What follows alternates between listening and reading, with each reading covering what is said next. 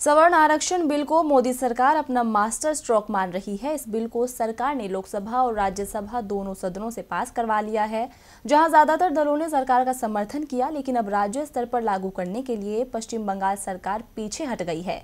TMC सरकार ने फिलहाल 10% सवर्ण आरक्षण लागू करना टाल दिया।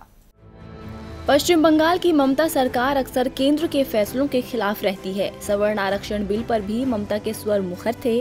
उन्होंने इस बिल को कानूनी और संवैधानिक वैधता के खिलाफ बताया था। पिछले दिनों ममता बनर्जी ने कहा था कि इससे आर्थिक रूप से पिछड़े वर्ग से आने वाले बच्चों के लिए शिक्षा और नौकरी के अवसर और कम हो जाएंगे।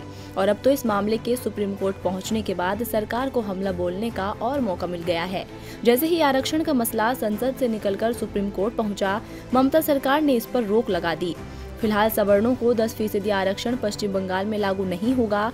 उच्च आर्थिक सीमा का हवाला देते हुए पश्चिम बंगाल सरकार ने राज्य में 10% आरक्षण को फिलहाल टाल दिया है। सूत्रों के मुताबिक राज्य सरकार इस कानून पर सुप्रीम कोर्ट के फैसले का इंतजार कर रही है। आपको बता दें कि संसद के शीतकालीन सत्र में मोदी सरकार आर्थिक आधार पर सवर्णों के लिए 10% आरक्षण बिल लाई थी, जिसे लोकसभा और राज्यसभा से पारित करवा लिया गया था। लेकिन इस बिल को संविधान के खिलाफ बताते हुए सुप्रीम कोर्ट में याचिका दाखिल की गई है। यूथ फॉर इक्वालिटी नाम के एनजीओ ने इस बिल के खिलाफ कोर्ट का दरवाजा खटखटाया है।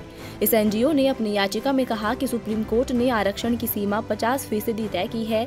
आर्थिक रूप से आरक्षण देना गलत है। याचिका में इस बिल को केवल राजनीतिक बताया गया है। हालांकि कोर्ट ने अभी इस पर सुनवाई की कोई तारीख तय नहीं की है, लेकिन उससे पहले ही ममता सरकार ने आरक्षण का रोड़ा अटका दिया है।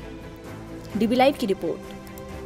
हमारे चैनल से जुड़े रहने के लिए YouTube पर टाइप करें DB लाइव, सब्सक्राइब बटन को क्लिक करें और बेल आइकन को दबाना ना भूलें, ताकि खबरें आप तक पहुंचती रहें।